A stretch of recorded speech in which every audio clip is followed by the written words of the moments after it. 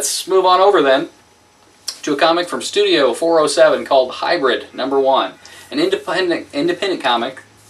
And I know when I think independent comics, I don't usually expect much. You don't get very excited. You look at the cover on this one, and it's got a woman lying in the water, ocean going out. You see a close shot of the face, and it's a digitally computer-made image, and little bits of water coming out of her. Is that water? It's black, so I didn't know if it was blood liquid, or if it was some type of liquid. It wasn't colored well enough to say that it was blood. It was, I think, it was dark blue, black. Well, but a lot of times in comics they'll use black for blood because they can get away with that without parental ratings and things like that. Code and all that stuff. But anyways, you pick up, and it's an indie title. You don't expect a lot. But oh my God, when you read it. It was a very good comic, and the writer's little add-on in the back. I am not a fan of what is considered horror movies now. I don't get a kick out of Saw or any of that stuff because, I think, as you put it, gore porn. I don't know if I put it or somebody else gave me that phrase, but yeah, I don't need to see all of that. I don't care about the gore. The scariest thing about some of the old school movies is not knowing. It's the unknown. Because your imagination, each person's imagination will cook up their fears in the monster if you don't ever get to see. If the monster is never materialized and made fully tangible and this is what it is in bright lights on the screen or in the page or whatever, you let your imagination run wild and it'll cook up your wildest fears. It might hit every single person differently, but it has a better chance of hitting every person. The thing I brought up is the Aliens movie, the second installment in that franchise. Aliens. The big point in the movie for me when I was a kid was for most of the movie, you don't see a good, clear shot. You just see little fleeting glimpses, and it's the panic that sets in that makes the movie scary. It's not. I don't feel it was meant to be a horror movie, but it does a better job than a lot of the stuff anymore. Because now it's what's the gross thing that we can pop on the screen that makes you go? It's like it's not oh my God, that scared me. It's oh God, I can't look at that. That's yeah, I'd really like to see this actually brought to the big screen. I mean, this has the feel. It is a classic horror. And I will say, it is probably, I don't know, there wasn't a lot of action, but yet the story progressed in a logical manner. Nothing felt forced, nothing felt rushed. And it felt like all of the characters you could recognize and identify with. They're the typical, in the horror movie genre, you got your rich kid, his ditzy girlfriend, and then you've got your two heroes, the hero guy and his girlfriend, the hero girl. And then you've got your crusty old old sea captain. And it used all the classic and that sea captain, elements. I could see like Malcolm McDowell playing with no problem. I don't know. I mean, is it just me? Did he kind of resemble that in the book a little bit? The artwork on this book, by the way, was top notch. Yeah, it wasn't, trying to think of a way to say it without it sounding like a bad thing. It wasn't overdone. It wasn't hyper detailed, but it was detailed enough. The coloring was very nice. It worked very well with this book. And you just got to pick it up for yourself. It's a good read. This is a book that won't let you down. When I saw it and I saw an indie title on it, I'm like, oh, this is probably going to be another one of Mike's raging turds. Oh, am I famous for my raging turds now? Yes. Oh, that's lovely. But it was a good book.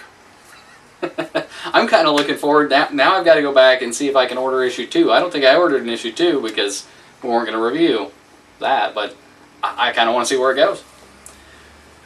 Let's go on over to a book from Wildstorm. Wildcats, World's End #1. Kind of a restart for the Wildcat franchise. So, the last time we read a Wildstorm book, it was the Dream War. DC versus Wildstorm Dream War #1. I remember me and Nathan getting all excited because we saw on the cover. Had some of the Wildcats. Saw like Grifter, We were like, whoo, yeah, we remember the Wildcats from when we were younger. He's like, yeah! And I have basic memory from the show, the cartoon. It's not the comic. Show that aired on CBS at 9 a.m., I think, in our central time zone. Yeah. So it's maybe not the best knowledge of it, but I had some, and I had some, I cared about the characters to an extent. We read Dream War, and they weren't in it. And I was irritated. Well, they were kind of in it. I mean, shut up. not Grifter, who's on the cover. Yeah, who's on the cover. I was picking him like, Grifter, yeah! Grifter's in this. He definitely is. It's an actual Wildcats book. With and without the mask. Yes. And, I mean, I saw a lot of the characters I remember from the show. I liked the story. I think you said you didn't particularly care for it. Well, I don't think I minded the story, but I didn't like a lot of the... This had a lot of the gross, shocking images. I don't necessarily think that it was overdone, though. I mean... I don't know. You see a person get their hand cut off, and you see a person sliced in half. You see a person's torso get sliced, you see hand cut off. And I don't want to contradict what I've said with previous comics in the review before. I don't think you should put the gore out there to try and sell it, but like the hand being sliced off, first time reading through, I didn't even notice it. No, I didn't either. I knew from them talking, hand got cut off, but it didn't jump out to me, oh my god, his hand. The torso, you can't miss that. That's about a quarter-page spread. I will say one thing about the graphic goriness in there. There's not blood. It's not a blood and gut story. It's just a whoosh, and that's it. Yeah, that's all you see. You see one panel and you see the body separated, and it's red oval, red oval. That's the extent of what you get. You don't see, their intestines are spewing all over the place, and the person's laying on the ground bleeding out. Thankfully, you don't get that. They kept away from that. A lot of comics I've seen doing stuff like that, and it bothers me. I don't think they need to do that because comics generally still are something that a lot of kids pick up. Right. I don't think the kids need to be seeing all that stuff. My opinion. I'm an old fogey if you want, whatever. You're an old fogey. What does that make me? I'm older than you. Old fogey. Thanks. But I liked it. I liked the story. I kind of curious about more of what brought this about, and they give you a little mini story in the back. It doesn't. You mean what brought about the world they're in? I know that the different super-powered people just kind of skitzed out. One blew up. I mean, more past before that. I want the whole setup. Well, yeah, but you'd have to be reading some of the other Wildstorm miniseries that have come out. Number of the Beast. I don't know. They did a whole Armageddon thing.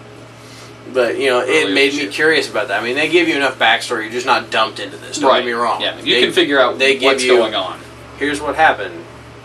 Previously in non-Wildcats books. Yeah. But I liked the story. I liked seeing the Wildcats, even though I don't read the comics. It was interesting to see Maul both big and extremely small. Skinny. We don't mean small like Ant-Man. No, I mean skinny, thin. Where he's regular size and he's almost a bag of about bones like and 85-pound Maul. And that's something I was never aware of with his power before. I knew he got bigger, he got dumber, but I wasn't aware that he got smaller, he got smarter. Well, I had only seen the cartoon series as well. I'd never read any of the Wildcats, so I didn't know he looked human at any point. And he looks very human in a lot of this. I liked it. I think it was a good comic. It wasn't bad. The story, once I got past all the graphicness at the beginning, which isn't really that graphic, but the shock value, once I got past that, read the story's not bad. I'm a little upset what they did with Mr. Majestic. He was always like Wildstorm's version of Superman, in my opinion. And now he's Mr. Batty. But it makes you want to know what happened, right? To an extent. To an extent, maybe. But why? Why'd you have to pick him? I liked him.